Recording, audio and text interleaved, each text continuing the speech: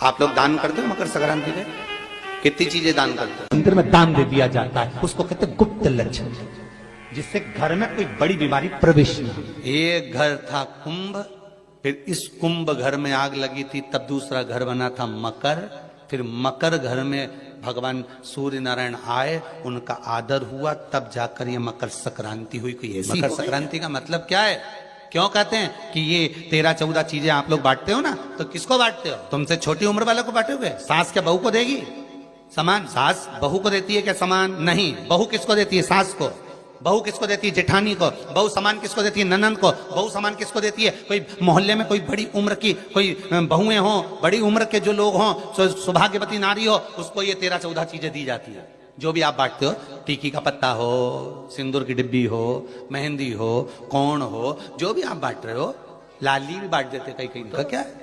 तो ये जो चीज आप लोग बांटते हो, ये किसको देते हो आप लोग? किसको प्रदान? छोटे को नहीं, घर से बड़े को, जो आपके अवस्था से बड़े हैं, जो आपसे बड़े हैं, आप उनको क्यों देते हैं बड़ों को? ये यहां आदर का भाव दिखाया गया, यहां आदर दिखाया गया कि यहां कुंभ में शनि महाराज अपने घर में रह रहे थे, सूर्य नारायण भगवान का आगमन हुआ, आज बेटे से मिलने का भाव जागृत हुआ, और कुंभ में प्रवेश, जैसे ही घर में प्रवेश करे, अब घर में प्रवेश करे तो आदर का भाव होना चाहिए, आदर का भाव प्रकट होना चाहिए। अभी कथा में कहा था, कोई घर का बड़ा आए, बुजुर्ग आए, आदरणीय आए, सम्माननीय आए, आपके पास में कितनी भी दौलत हो, कितनी भी संपदा हो, कितना भी धन हो, कितना भी वैभव हो, आप कितनी भी अच्छी कंपनी में जॉब कर रहे हो, आप कितनी भी अच्छी जगह पर पोस्ट पर बैठे हुए हो, आप कितनी भी अच्छी नौकरी कर रहे हो, चाहे आपके पास में बड़े से बड़ा पद क्यों ना हो, और आपके भीतर बड़ों के पीछे, बड़ों के प्रति सम्मान भाव उत्पन्न होना, सम्मान का, एक आदर का भाव। आज सम्मान का भाव प्रकट करें, आदर का भाव। महाराज, पूरे वर्ष में एक दिन ऐसा आता है, मकर राशि में सूर्य प्रवेश करता है, तो उसे मकर संक्रांति कहते हैं। महाराज ध्यान दीजिएगा, पूरे वर्ष में एक दिन मकर संक्रांति। हमारे हिंदू धर्म में ये दिन है, हमारे हिंदू धर्म में जो ये दिन है।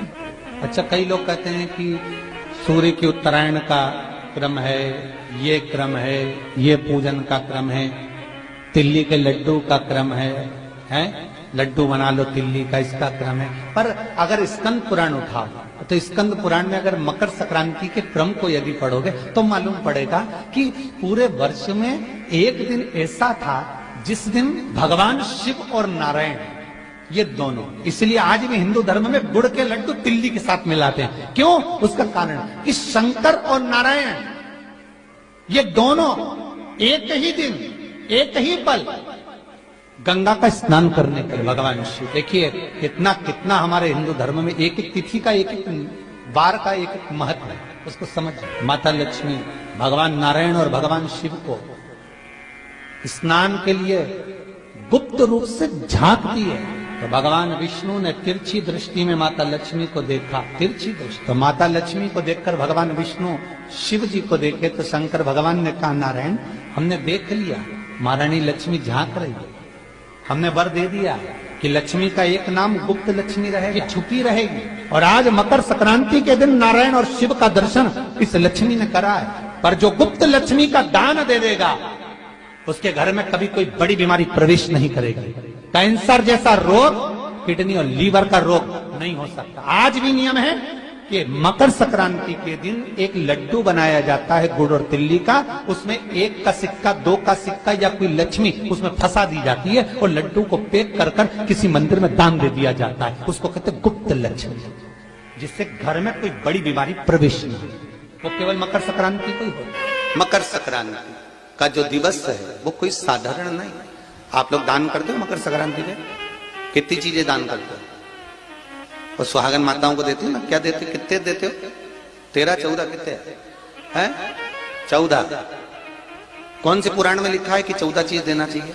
अरे बोलते जाओ जरा जल्दी जल्दी, बड़ी मुश्किल से तो पकड़ाई में आते हो तुम शिवरी नारायण वालों। 14 चीजें दान देना है।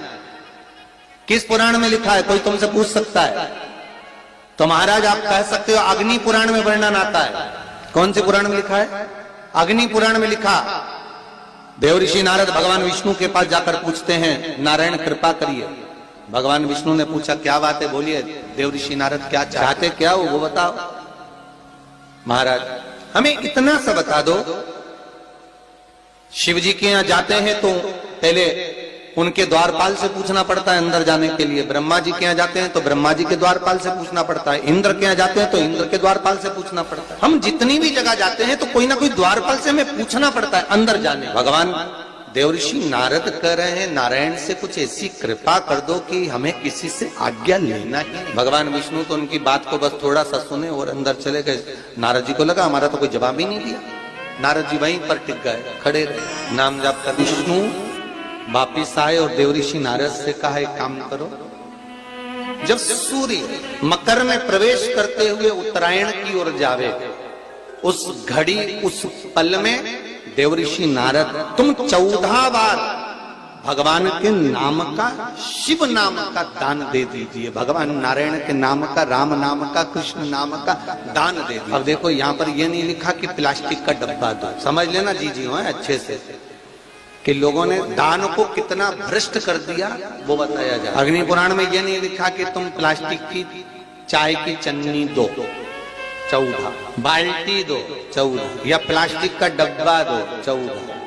यहाँ पर यह नहीं लिखा है कुछ भी हो। यहाँ क्या लिखा अग्नि पुराण में कि मकर संक्रांति के दिन जब सूर्य उत्तरायण भाव में प्रवेश करे, मकर में जावे, उस समय पर देवऋषि नारद तुम्हारे मुख से अगर 14 बार भगवान के नाम का दान 14 जीवों को दे आओगे तो किसी भी देवता के पास जाओगे, तुम्हें परमिशन की जरूरत नहीं पड़ेगी, तुम डायरेक्ट प्रवेश कर जाओगे। डायरेक्ट। अब तुमको अगर बैकुंठ में डायरेक्ट प्रवेश करना हो तो बिना पूछे, तो उसके लिए कहा ही मकर संक्रांति पे दान दो। तो किस चीज का दान देना है हमारा? प्लास्टिक का डब्बा नहीं, बाल्टी नहीं, चन्नी नहीं, फिर किस चीज का दान? तो कहा अगर देवर्षि नारद आप दान दे रहे हो तो 14 नाम का दान दीजिए, 14 जीवों को नाम का दान दे दो, भगवान के नाम का भजन करो। और अगर संसार के लोग दान दे तो किस चीज का? तो के अन्न से बड़ा कोई दान, अन्न से बड़ा कोई दान। और मेरा दुकान पे आने का समय वही टाइम होता है, वो लोटा लेकर निकलता है और मैं दुकान की ओर बढ़ता हूँ, दोनों का मिलना थोड़ा आगे होता है। गुरुजी जब से वो एक लोटा जल भरा हुआ कलश मेरे सामने से निकल कर जाता है, तब से मेरी दुकान चलना इतनी प्रारंभ हो गई कि मुझे पीछे पलट कर नहीं दे। अब ना उस दुकानदार ने उस लोटे वाले को कहा कि तू जल लेकर जा, उस लोटे वाले ने भगवान शंकर की कथा को श्रवण करा और एक लोटा जल लेकर शंकर के मंदिर में जाना प्रारंभ करा। संसार के ऐसे कई शिव भक्त हैं जो अपने घर से एक लोटा जल लेकर शिव जी के मंदिर में जाते हैं। कोई सुबह सुबह निकल कर जा रहा होता है, भरा हुआ लोटा उसके सामने से निकलता है तो शुभ शकुन हो जाता है और जाते हुए का कार्य सफल हो जाता है। अपने आप मंगल शकुन, अपने आप मंगल शकुन हो रहे हैं, ना जाने कितनों के कार्य अपने आप हो रहे हैं।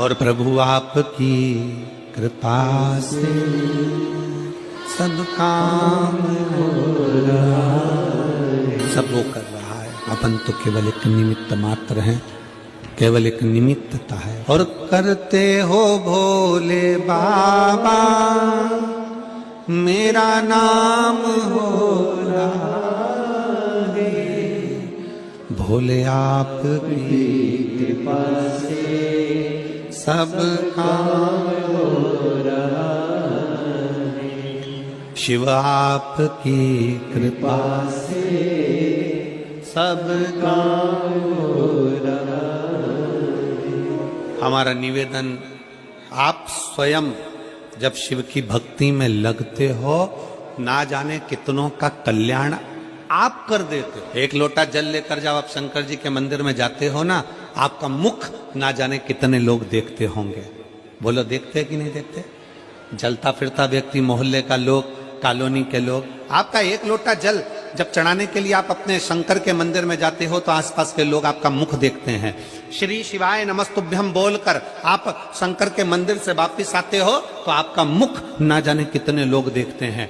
आप भले किसी को 58 मत दो, 54 मत दो, 10 रुपया मत दो, 5 रुपया मत दो, 50 रुपया मत दो, तुम किसी को कुछ मत दो, पर आप शंकर जी को अगर एक लोटा जल चढ़ा रहे हो आप श्री शिवाय नमस्तुभ्यम कर रहे हो, आप पंचाक्षर मंत्र नमः शिवाय कर रहे हो, आप षडाक्षर मंत्र ओम नमः शिवाय कर रहे हो, आपके मुख का दर्शन अगर कोई कर रहा है तो समझ लो कि उसका कल्याण अपने आप हो रहा है। आप उसका कल्याण, आपका तो हो रहा है, पर उसके साथ साथ साथ साथ जो आपका दर्शन कर रहा है, जो आपको देख रहा है, उसका भी कल्याण। इस पूरी कथा में, शिव महापुराण की कथा में जितने बुजुर्ग आते हैं उससे ज्यादा शिव महापुराण की कथा में नवयुवक बेटा बेटी आते हैं, नवयुवक बहुएं आती हैं, नवयुवक मेरे जीजा आते हैं।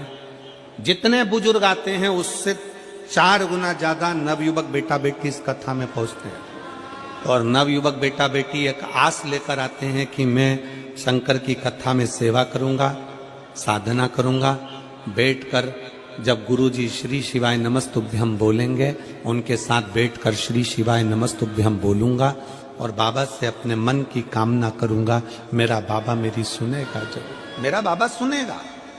नवयुवक बेटा बेटी एक आस लेकर, विश्वास लेकर, और देखो श्री शिवाय नमस्तुभ्यम, श्री शिवाय नमस्तुभ्यम, हर हर महादेव। यह उपाय आप लोग मकर संक्रांति के दिन जरूर करें। इस उपाय को करने से आपके जीवन में कभी भी दुख की कमी नहीं होगी। 14 चीज आप अपने से बड़े सुहागिन महिलाओं को जरूर दान करें। दान करने से सुहागवती बढ़ती है, आपको अखंड सौभाग्य का आशीर्वाद प्राप्त होगा। श्री शिवाय नमस्तुभ्यम, श्री शिवाय नमस्तुभ्यम, हर हर महादेव।